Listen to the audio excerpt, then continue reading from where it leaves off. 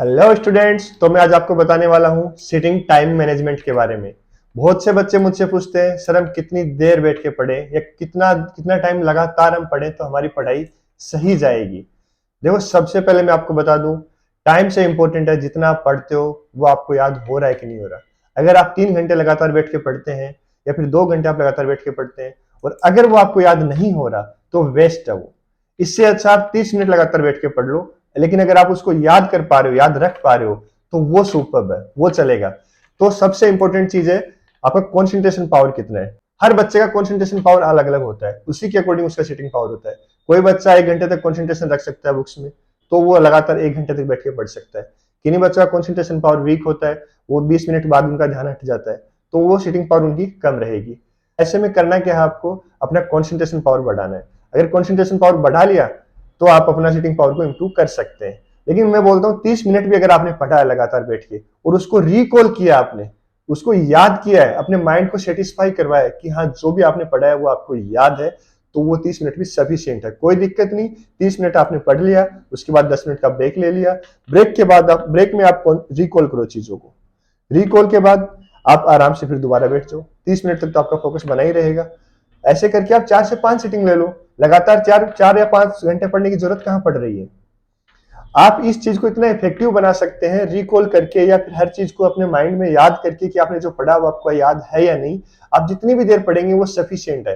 तो ये एक मिथ है कि आप लगातार 3 से 4 घंटे पढ़ें तभी जाके आपकी पढ़ाई काम की रहेगी, वरना नहीं रहेगी। नहीं, ऐसा कुछ भी नहीं है। 1 घंटे की पढ़ाई भी आपके लिए सफिशियंट है लगातार, अगर आपको वो सारा सब कुछ जो पढ़ा है वो याद हो रहा है तो। और याद करने के लिए मैंने अपने दूसरे वीडियो में बताया कि रिकॉल कैसे करते हैं। रिकॉल करना बहुत जरूरी है पढ़ाई के बाद में। और सबसे बड़ी बात, ऐसा नहीं है कि अगर आप 30 मिनट का सीटिंग पावर है तो मैं 30 मिनट ही पढ़ूंगा। डेली डेली 5-5 मिनट का इंप्रूवमेंट करो। 3 मिनट का कर लो। 30 मिनट आज पढ़े, फिर 31-33 मिनट पढ़े, फिर 35 मिनट पढ़े, फिर 40 मिनट पढ़े। ऐसे कर करके 3-3 5 मिनट 5-5 मिनट का आप अगर आप इंप्रूवमेंट करते हैं तो विद इन ए मंथ आप 1 घंटे से ज्यादा बैठ के पढ़ोगे, लगातार बैठ के पढ़ोगे, और जो पढ़ोगे वो याद होगा। इन शॉर्ट, ये सारा खेल प्रैक्टिस का है। अगर आप अच्छे से प्रैक्टिस करते हैं, इस चीज की कंटिन्यूअसली प्रैक्टिस करते हैं, तो विद इन ए मंथ आपका सीटिंग पावर भी इंप्रूव होगा, प्लस आपका कंसंट्रेशन पावर भी इंप्रूव होगा। और अगर आपने रिकॉल किया तो जो भी पढ़ोगे वो आपको बहुत डीपली एग्जाम तक याद रहने वाला है।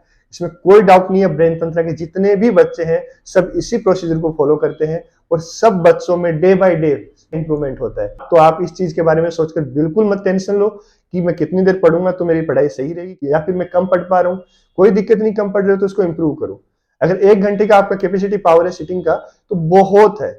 आप 1 घंटे जो पढ़ा उसको बैठ के सोच लो कि आपने जो पढ़ा वो आपको याद है कि नहीं। अगर आपका कॉन्सेंट्रेशन पावर इतना है और उसको याद कर पा रहे हो तो सफिशियंट है वो चीज। आपको टेंशन में आने की जरूरत नहीं है। हाँ, इंप्रूव कर सकते हो उसको थोड़ा थोड़ा अगर आप चाहो तो। अगर आप ये सीटिंग पैटर्न को फॉलो करते हैं तो ब्रेन तंत्र का जो स्मार्ट स्टडी पैटर्न है उसको आप फॉलो करते हैं। और अगर आपने ऐसा किया तो आपको ये सोचने की बिल्कुल भी जरूरत नहीं है कि मैं कैसा पढ़ रहा हूँ, क्या कर रहा हूँ। आपको रिजल्ट के बारे में सोचने की बिल्कुल जरूरत नहीं है। आप जितना भी पढ़ोगे वो इफेक्टिव रहने वाला है, वो आपको याद रहने वाला है, वो आपको रिजल्ट देने वाला है। एट लास्ट आप उस चीज में अपने आप में इंप्रूवमेंट देखोगे। तो जिस भी बच्चे को सीटिंग पावर को लेकर कोई इश्यू हो, ऐसा लगे कि मैं कम टाइम तक पढ़ रहा हूँ, कोई सोच रहा है कि मैं बहुत ज्यादा पढ़ रहा हूँ, देखो इंपॉर्टेंट ये नहीं है कि आप कितना पढ़ रहे हो, इंपॉर्टेंट ये है कि आप याद कितना रख पा रहे हो उस चीज को। अगर आपने इस चीज को फॉलो किया तो आप आराम से अपनी स्टडी को एक स्मार्ट वे दे सकते हैं। अगर आप में से किसी भी स्टूडेंट को एजुकेशन से रिलेटेड कोई भी इश्यू आ रहा है तो मुझे कमेंट करके बताओ। मैं उस पर प्रॉपर वीडियो बना के आपको डिटेल में एक्सप्लेन करूंगा, एक प्रैक्टिकल सॉल्यूशन दूंगा, जिससे आपकी प्रॉब्लम हमेशा के लिए खत्म हो जाएगी और आपको पता भी नहीं चलेगा। आपका माइंड का प्रोग्रामिंग ऐसा हो जाएगा कि आप अच्छे के लिए काम करना शुरू कर दोगे और आपको पता भी नहीं चलेगा चीज। तो आप मेरे इस चैनल को सब्सक्राइब कर सकते हैं। आपको सारे वीडियो सारी प्रॉब्लम्स का सॉल्यूशन यहाँ मिल जाएगा।